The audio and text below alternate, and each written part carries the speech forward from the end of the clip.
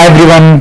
मैंने बोला था कि आरएवी क्या होता है और जो एमडीएमएस के लिए हम लोग एआईए पीजीटी देते हैं उनके रिगार्डिंग मैं एक थोड़ा सा प्रॉपर वीडियो बनाने की कोशिश करूंगा। तो उसी कोशिश के लिए मैंने आज ये वीडियो तैयार किया है। कुछ स्पेसिफिक पॉइंट मैंने लिख रखे हैं, इसके अकॉर्डिंग मैं आपको एमडीएमएस जो हमारी डिग्री होती है और सीआरएवी इन दोनों के डिफरेंस बतलाने की कोशिश करता हूँ। जल्दी जल्दी मैं बतलाता हूँ, समझने की कोशिश करिएगा। फिर भी अगर कुछ डाउट लगे तो अपन उसको डिस्कस करेंगे बाद में। तो सबसे पहले दोनों के लिए एलिजिबिलिटी क्राइटेरिया जो पहले नंबर पर मैंने लिखा है, एलिजिबिलिटी क्या होती है दोनों के लिए। तो दोनों के लिए मिनिमम एलिजिबिलिटी क्राइटेरिया है कि आपको बीएएमएस कंप्लीट करना अपना जरूरी है। ठीक है, एमडीएमएस के लिए भी और सर्टिफिकेट कोर्स जो होता है राष्ट्रीय आयुर्वेद विद्यापीठ का, इन दोनों के लिए भी मिनिमम है बीएएमएस। उसके बाद ही आप एमडीएमएस की एग्जाम दे सकते हैं या फिर आरएवी के लिए एग्जाम दे सकते हैं। ऐसा नहीं है कि आप एक बार एमडी करके दोबारा एमडी नहीं कर सकते, वो भी आप कर सकते हैं। वैसे ही ऐसा नहीं है कि एमडी करने के बाद आप आरएवी नहीं कर सकते, वो भी कर सकते हैं। और वैसे ही आरएवी करने के बाद आप एमडी कर सकते हैं, वो भी कर सकते हैं। तो पहला पॉइंट ये हो गया, दोनों के लिए एलिजिबिलिटी क्या था, बीएएमएस होना चाहिए मिनिमम। दोनों का एडमिशन जो होता है वो एंट्रेंस एग्जाम के थ्रू होता है। एक एंट्रेंस एग्जाम होती है एमडीएमएस के लिए जो हम लोग देते हैं, वो एआईए पीजीटी आजकल हो रही है, जो कि एनटीए लेता है। उसकी काउंसलिंग आईए या फिर जो भी अथराइज रहेंगे उनको वो कराते हैं कंडक्ट काउंसलिंग को। तो एंट्रेंस एग्जाम एमडीएमएस के लिए एआईए पीजीटी होती है, ईयरली होती है, जो एक बार होती है।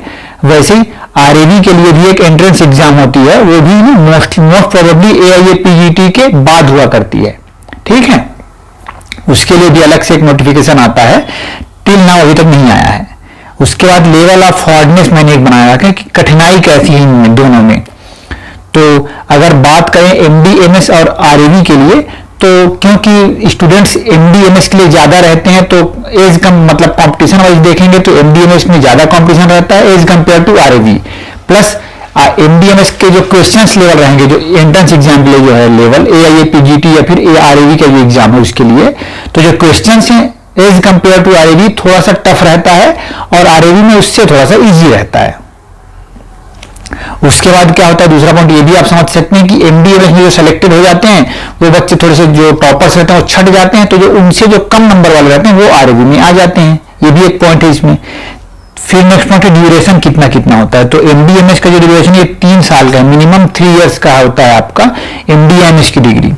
आरएवी जो होता है ये 1 साल का कोर्स होता है, ये केवल 1 साल का ही कोर्स होता है। और दोनों का जो स्ट्रक्चर है, मीन्स एक एग्जाम होगा, आपको एक थीसिस सबमिट करनी होती है, एक सिनॉप्सिस सबमिट करना होता है, केस रिकॉर्ड सबमिट करने होते हैं। ऐसा दोनों में ही ऐसा प्रोटोकॉल्स हैं, पर ये 3 साल का है, ये 1 साल का ड्यूरेशन है। स्टाइफंड तो एक इंपॉर्टेंट फैक्टर होता है। स्टाइफंड मतलब पर मंथ जो हम लोगों को छात्रवृत्ति मिलती है एमडीएमएस में, स्टेट टू स्टेट और सेंट्रल में अलग जो बड़े इंस्टीट्यूट्स हैं उनकी अलग स्टाइफंड्स होती हैं। स्टेट टू स्टेट अलग अलग वेरी करता है, कहीं पे स्टाइफंड मिलती है, कहीं पे स्टाइफंड नहीं मिलती है, ऐसा भी रहता है ना। प्राइवेट में जाएंगे तो नहीं मिलेगा, डीम्ड में जाएंगे तो थोड़ा कम मिलेगा या नहीं मिलेगा।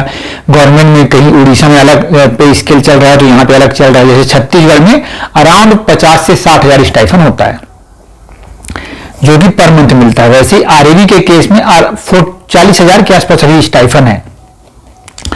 उसके बाद ये जो एक सब्जेक्ट स्पेसिफिक पहले पर देख लेते हैं। सब्जेक्ट स्पेसिफिक जैसे कि जो पीजी होती है या फिर एमडीएमएस की डिग्री होती है, कोई काय चिकित्सा में कर रहा है, कोई शल्य में कर रहा है, कोई शालाक्य में कर रहा है। अगर नॉन क्लिनिकल्स की बात करें, कोई संहिता में कर रहा है, कोई क्रिया में कर रहा है, कोई शरीर रचना में, ये सब सब्जेक्ट स्पेसिफिक हो गया। इसी प्रकार से आरएवी भी एक थोड़ा सा सब्जेक्ट स्पेसिफिक रहता है। इसमें भी क्षार सूत्र विशेषज्ञ हो जाते हैं, कोई प्लांट्स मतलब हर्बल मिनरल ड्रग्स वाले बतलाते हैं, कोई अवैध तंत्र वाले विशेषज्ञ रहते हैं इसमें भी। और इसमें भी रैंक वाइज ही सिलेक्शन होता है। जैसे कि एमडीएमएस में जो पहला रैंक वाला है उसके ऊपर डिपेंड करता है कि वो क्या लेने वाला है। मोस्ट प्रोबेबली लोग क्लिनिकली प्रीफर करते हैं, सर्जरी लेंगे, कोई बाल रोग लेगा, कोई गायनी लेगा, कोई काय चिकित्सा लेगा, जिसकी जैसी इंटरेस्ट रहेगी वैसा। वैसे ही सीआरएवी के केस में भी रैंकिंग एक बनती है। आपको भी एक प्रोफार्मा मिलेगा कि आप किस गुरु के अंदर में कौन सा सब्जेक्ट करना चाह रहे। तो स्पेसिफिक गुरु हैं जो स्पेसिफिक सब्जेक्ट के स्पेशलिस्ट माने जाते हैं। और दूसरी बात एक ये भी है कि जो एमडीएमएस की कोर्स है ये गवर्नमेंट सेक्टर्स में होता है, फिर प्राइवेट टीचर्स करवाते हैं इसको ना, प्राइवेट इंस्टीट्यूशंस में होता है। और जो सीआरएवी है ये गुरु शिष्य परंपरा के थ्रू होता है। फिर उसके बाद अगर देखने की बात करें, एक और पॉइंट ये भी है कि ये एमडी और एमएस है, ये डिग्री कोर्स है। इसमें हमको एमडी एमएस आयुर्वेद वाचस्पति या आयुर्वेद धन्वंतरी की डिग्री प्राप्त होती है। पोस्ट ग्रेजुएशन की डिग्री। और जो CREV है ये सर्टिफिकेशन कोर्स है, जो कि स्पेसिफिकली किसी भी CCIM से अप्रूव्ड कोर्स ऐसा नहीं है। इसके बेसिस पे आपको कुछ फ्यूचर में कुछ बेनिफिट मिलेगा ऑन रिकॉर्ड, ऐसा कुछ वाली बात नहीं। हाँ, प्रैक्टिकल लाइफ में थोड़ा सा इंप्रूवमेंट आपके आ जाता है, क्योंकि वहां पे एज कंपेयर टू MDMS थोड़ा सा पेशेंट के साथ कोऑपरेशन या फिर जो भी चीजें वो ज्यादा हो पाती हैं, क्योंकि डायरेक्टली हम गुरु के अंडर में काम करते हैं वहां पे। इसके अलावा एक फ्यूचर स्कोप की अगर बात करें तो जो मुझे समझ में आता है, दोनों का अपना अपना पर्सपेक्टिव है। कई लोग BMS करने के बाद केवल RAV कर RAV नहीं जाना जाने खास वहां पे हमें सीखने को मिलेगा, वो सोचते हैं कि बहुत कुछ अच्छा सीख लेंगे और क्लिनिक अपना स्टैब्लिश करेंगे।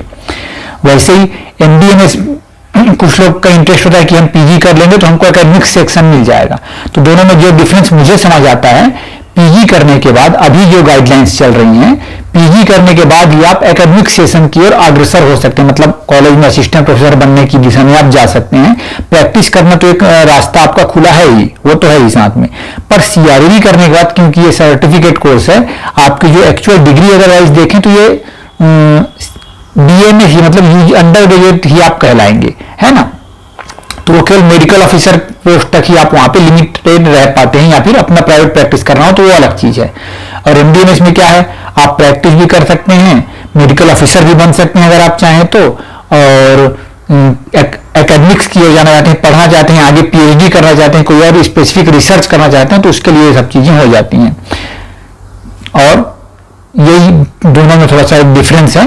मेरी पर्सनल ओपिनियन आप जानना चाहेंगे तो फ्यूचर स्कोप के लिहाज से MDMS करना ज्यादा प्रेफरेंस वाइज मुझे थोड़ा सा प्रेफरेंस लगता है, अगर आपको फ्यूचर देखना है तो थोड़ा सा, क्योंकि इससे थोड़ा सा आप सेफर साइड में आ जाते हैं। आपको गवर्नमेंट, जब तक गवर्नमेंट जॉब ना लगे तो एटलीस्ट प्राइवेट जॉब की ओर अपन देख सकते हैं। तो फ्यूचर स्कोप MDMS में ज्यादा है, क्योंकि मैंने ऐसे बहुत सारे स्टूडेंट्स देखे हैं, मेरे कुछ सीनियर्स थे, कई लोग मेरे जूनियर्स थे जो RAV करके आए हुए हैं, उसके बाद PG कर रहे हैं, या फिर PG करने के बाद भी RAV कई लोग सीखने जाते हैं जिन लोग को इंटरेस्ट होता है।